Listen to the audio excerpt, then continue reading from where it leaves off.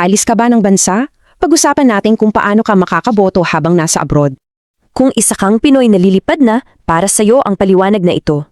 Dahil kahit nasaan ka man sa mundo, mahalaga pa rin ang boses mo sa Pilipinas.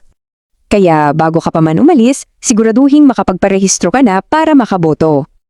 At ang solusyon dyan ay ang mga Local Field Registration Center o LFRC. Sa saan-saan nga ba ito mahahanap sa Metro Manila? Tara, isa-isahin natin. Una, pwede ka sa Department of Foreign Affairs sa Parañaque. O kaya naman sa Department of Migrant Workers sa Mandaluyong.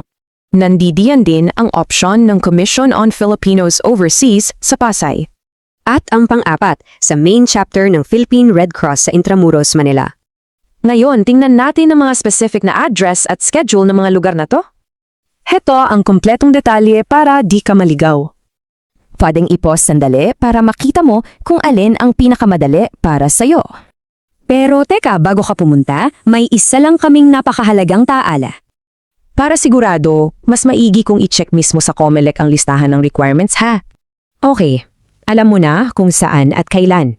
It's time to act! Kaya ang panawagan, rehistro na, kabayan. Tandaan, nasaan ka man may boses ka. Ang tanong, handa ka na bang gamitin ito?